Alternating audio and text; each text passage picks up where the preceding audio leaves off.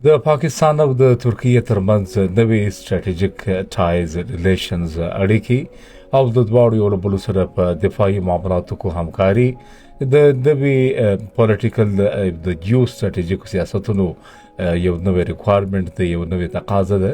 د دواړو هیوادونو د پاکستان او د ترکیې ترمنځ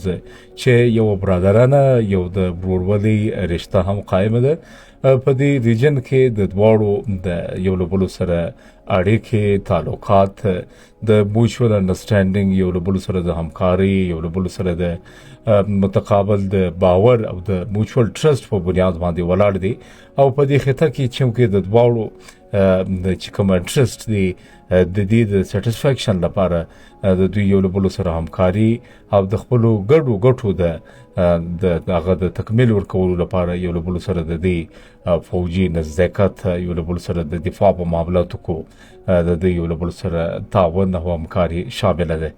پاکستان او ترکیه همیشه د کوشش کړي چې د دې خطې د دې سیمې د سټیبلیټي د پاره کار وکړي، یو له بل سره د همکاري لري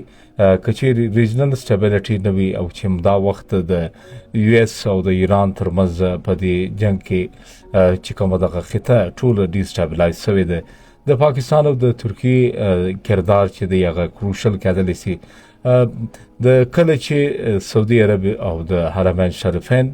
د پاکستان او د سعودي ترمنځ یو ډیفنس اګریمنټ ساين شوی دی، نو هم لاغي وخت راځي د ترکیې هم د خواهش دی چې په دې سازمان کې یا د ملټري لاسلیک لاندې دوی هم راسي چې همدارنګه دوی کولی سي چې خپل هغه ګډو موچول یا هغه شیرډ انټرست د لپاره کار وکړي او دغه د پرمختګ لپاره همدارنګه په مختلفو څانګو کې د دوی کارونه یا جوائنٹ ملټري ایکسرسایزز وی یا د افیسرز ایکسچینج پروګرامز وی د روزانیز پروګرامونه د ټریننګ پروګرامز یو له بل سره د انټيليجنس شیرینګ وی د مخابراتي یو له بل سره همکاري شامل ده. نو په داسې ګراوندز کو چې د ډیفنس پروډکشن له مهاله ترکیه په خپل د یو ماډرن د ډیفنس پروډکشن لپاره چې دا ډیره زیات مشهور ده او پاکستان د خپل فوجي تجربو او د خپل پروډکشنز په اساس باندې په دې خطه کې یو ډیر مهم رول کردار ادا کوي. د پاکستان په مثبت کردار ته په کتل سره چې دغه خطه د یو بل ناورین سره مخامخ نشي او د خپل مفاداتو ته لداسې لاري تکمیل ورکړي چې همیشه د ډایلاګ سره سره په خپل ټریټوریل سوورنټي باندې هم کله کمپرومایز ونه کړي. نو د دې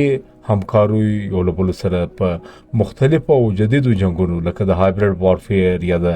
سایبر وارفیر کې یو له بل سره همکاري چې هغه د مستقبل د ممکنه